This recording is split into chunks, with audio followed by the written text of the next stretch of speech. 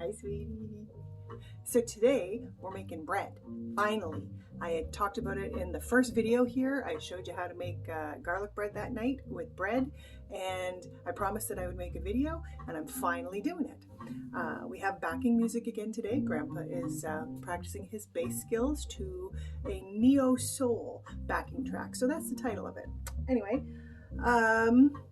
I never had much luck with bread before. I always tried it because I always liked the idea of homemade bread. It smells so good, but it was always dense and it was a frustrating thing with me until I came across a different channel on YouTube that I follow that is called She Is of the Woods. Now this lady's name is April, and she doesn't do cooking videos. She is an herbalist, and she has just a wealth of information if you're interested in that kind of stuff. She makes tinctures and infusions and salves, and she just talks about plants and all of their benefits. It's amazing.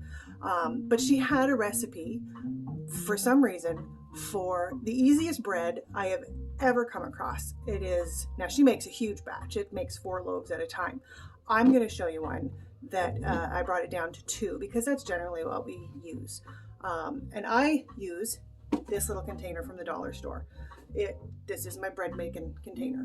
It is perfect size. And if you're going to use something like this, you have to remember to poke some little holes. See right there? Poke some little holes in the top so that the air can escape and it doesn't blow up. If you don't want to use that and you just have a bowl, that's fine. Plastic cover on a bowl works just great. This recipe is simple. No knead, no kneading, no work. It's just easy, kind of like I like it. And it can be made into so many different things. It's just kind of a plain bread, so you can go either way with it. You can take it sweet or savory. And I'm going to show you a whole bunch of things that I have done with this at the end of the video, so stick around to find out for that. I went through everything. Look at that. I'm just going to show you how easy it is to make bread. All right, so this is how we do it.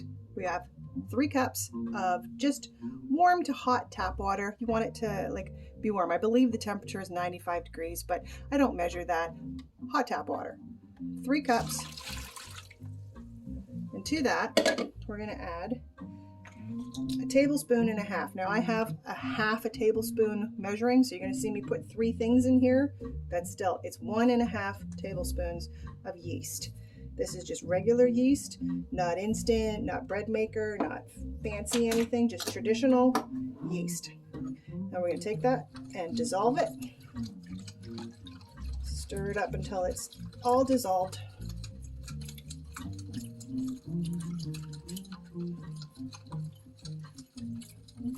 And to that, we're going to add equal amount, a tablespoon and a half of salt. See, salt goes in everything.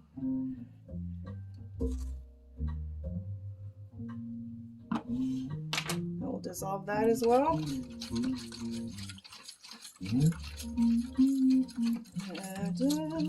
Now I said this is so easy. When I came across this, I have been making this ever since. I have not bought a loaf of bread for our house in almost 3 years now. It's just too easy not to, and it's so much cheaper than buying a loaf of bread. It's crazy how much that is at the store now just for bread, when you can do it at home this easy. And you don't even need to have bread pans or anything like that. You can just make one of those artisan loaves. I'll show you how to do that. Because this makes 2, right? So we'll make a sandwich loaf and an artisan loaf. There we go.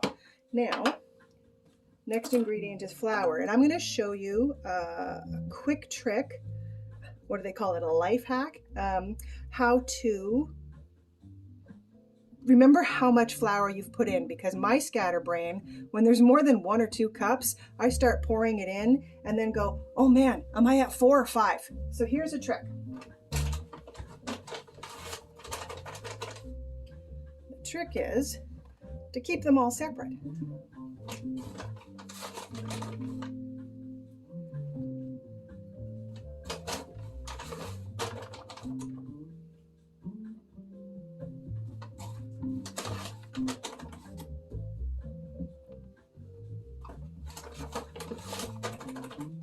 now if I got distracted for a second and was doing something and then came back and went, oh man, am I at 4 or 5? I know, 1, 2, 3, 4, 5.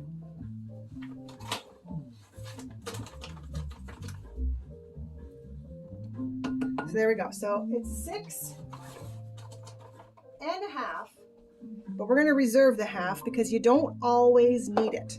I find in the summertime you need it more because it's a little more humid. It takes a little bit more to get the dough dried up. And we start stirring. And this is what you use a fork. Trust me, use a fork, a good sturdy fork. The spoon doesn't work so well. And in the winter, the air is drier. You don't seem to need it as much. It gets really hard to work it all in if I put that extra one. But you may need it, so we put it there. And this takes a little bit, but this is the hardest part of this recipe, is stirring this together.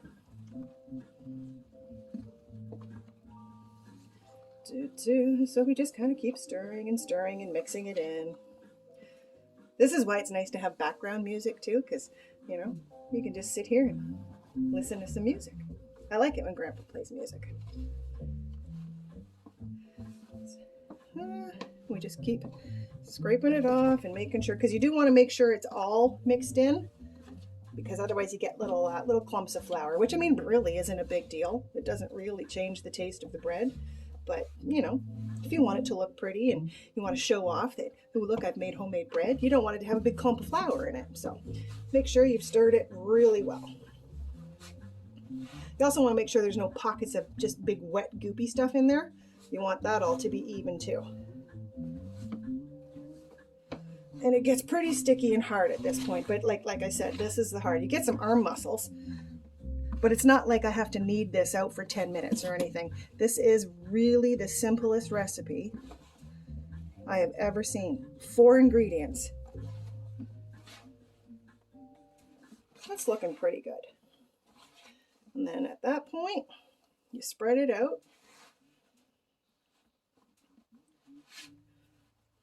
You probably even don't have to spread it out.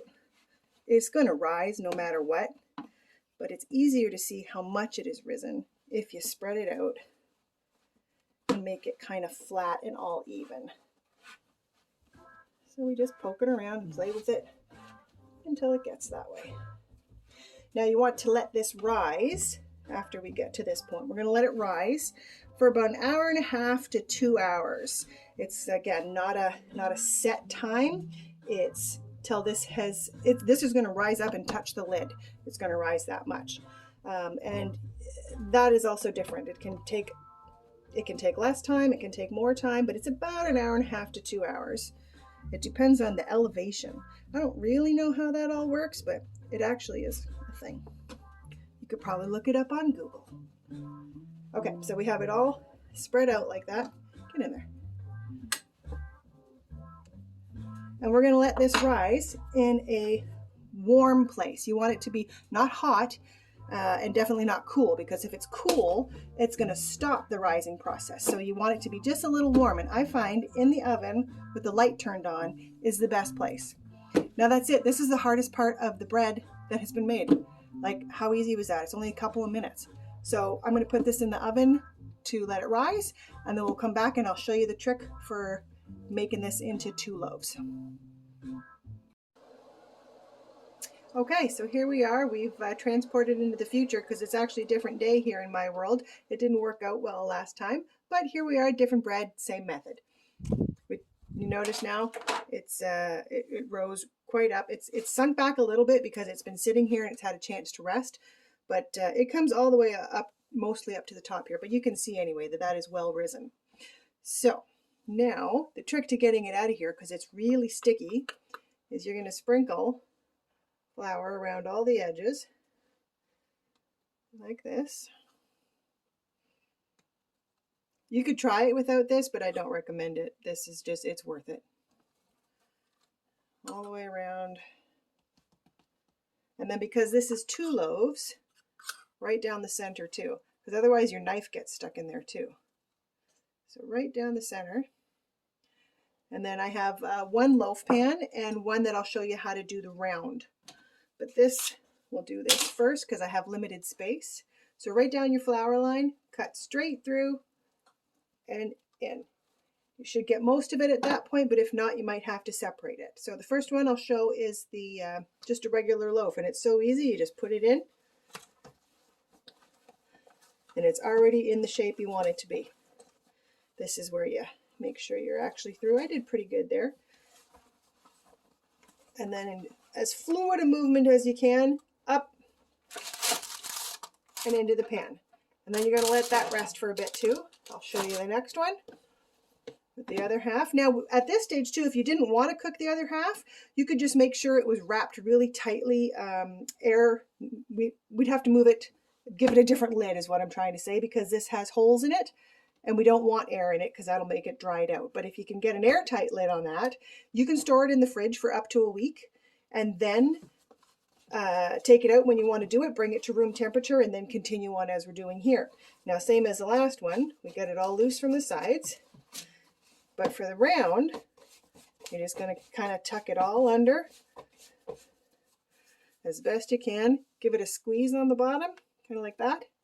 See how I give a little squeeze? And make it a round shape, just kind of the same as a meatball, only a much bigger thing. So now you have a nice little round. You put it on your